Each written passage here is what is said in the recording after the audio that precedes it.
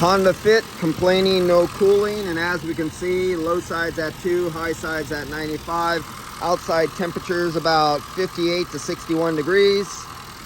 Our refrigerant charge between 375 and 425. What year is this? 2015. And of course, there we go, 2015. So low charge, most likely. I doubt it's expansion valve. And what do your eyes see right away? As soon as you look under here, let me focus it, you can see a problem. There you go. You see this line? This is your suction line, and it's not very cold. I got a really high superheat right now. See the liquid line? You see that dark line on top? You see it's silver underneath, it's dark on top where the dust rests. Why is the dust sticking there? And look at it.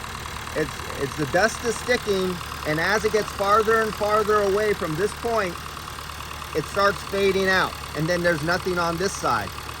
Because the oil from the refrigerant oil that has been leaking a little bit from this fitting climbs around this tube and builds up and settles, and it has a sticky oily feeling. You can see that. Really slow leak, nothing big.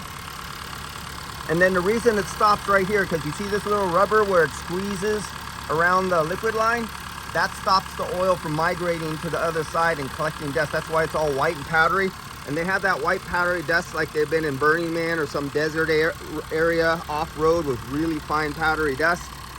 And like I've always said, every time I see a car with the fine powdery dust, I go and I check their cabin air filter, and I checked it. They already just cleaned it. So they already knew, somebody already thought they needed a cabin air filter. And I guess before coming in and saying they have an AC problem, they went to this, but they had it installed upside down. It was like this, and you see where it says airflow and the arrow's pointing? They have the arrow so it's pointing up. The airflow goes down. The fan is down here and sucks down. It pulls from up here and goes down. So they actually had it backwards. So I'm gonna blow this out, clean it for them, and then put it in properly. But airflow is not a problem. Why do we have hot coming out? Yeah, it'd be nice if I put it on cool. And I was looking for a leak with the electronic leak detectors. I only picked out like 3 parts per million. Really slight out of the evaporator area, but I'm not gonna condemn it. Why am I not gonna condemn it? Because I see the oil out here at the expansion valve. There's 2 O-rings right out here at the plate that holds those 2 lines onto the expansion valve. It makes it really difficult because now you don't know, is the leak from the O-rings on the outside of the expansion valve, the inside of the expansion valve, or the evaporator itself? This is where it becomes difficult. Start using your bore scope. If you can get your bore scope up inside, look at the evaporator. You know, you try to go down to where the water comes out. I can see the drip tube right down there. That's above my finger, way down there. The drip tube coming out. Only if the leak is really big will you pick up refrigerant down there. And that's it on this one. So to confirm this, give them the option. Do you want to go right now, Mr. Customer? Okay, some people say don't even give customers options. Just charge them for everything and sell them a new evaporator. Last thing I ever want to do is sell a customer evaporator when they don't need it. Just because there might be just a leak on the O-ring right here.